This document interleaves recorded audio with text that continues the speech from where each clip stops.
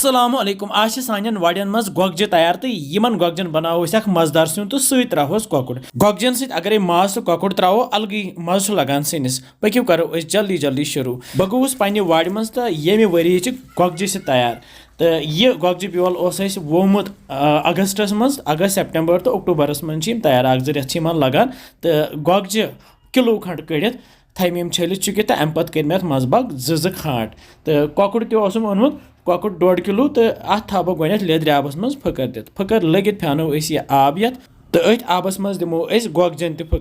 गोगजन फकर लगित थो अत आब फानित तो यह कोकुड़ तो गोगजी तलो तिलस मज तो कोकुड़ करोन वजुल तो यम गोगजी तरोक लाइट ब्राउन तो अमे पत लगो सिन बनावन गैसस पे थो मे प्रेशर कुकर बान अत मज त्रा बह तिल क्रेंड ये तीर अत मज जन कोकुड़ तुल तो अत मज त्रा बह यह गंड डोड़ न्युक न्युक कर तो अत गंडस दिम बह ये तिलस मजी तलिन गोन तो यह तलहोन यूत काल लाइट ब्राउन गस अमे पत त्रो गोगजी अत सत तो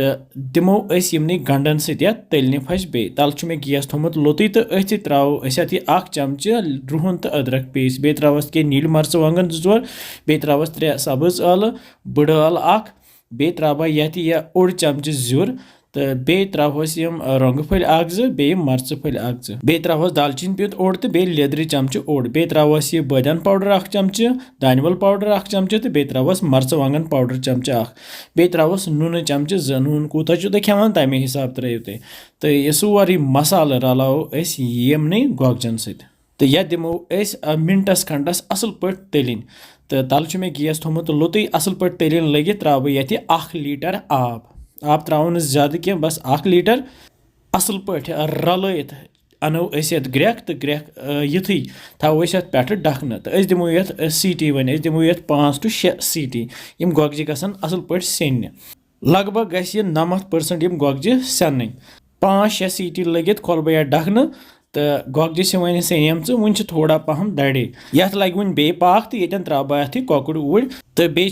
मसाल वर यह गरी बनोम मसाल वर तो अमिक वीडियो मे अपलोड कोर्मुत कित बनावान अम मज त्रो 1 चमचे अम सत मज गसान बे त्रोस थोड़ा सा दानवल ऑप्शनल तो बे त्रोस अब कतर ओड बे तो रलावन बे असल पे तो वन थो पे सोत डखन तो दिमो लथसी पे पाक 10-15 मिनटन 10-15 मिनट गसित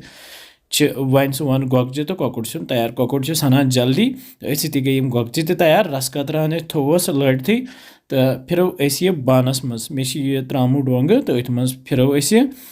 तो बे त्रोस रस कतरा बे त्रोस गोगजी तो खेमो गर्मा गर्म ततिस बतस अगर तुम सत खेव सत गो जान तो वमेद तुम गोगजी तो कोकुड़ पसंद आमुत तुम बनजो पे वनान कि बसान तुम सान रेसिपीज इंशाल्लाह समको बे जल्दी तुम थो पन ख्याल बिहु रबस हवाल।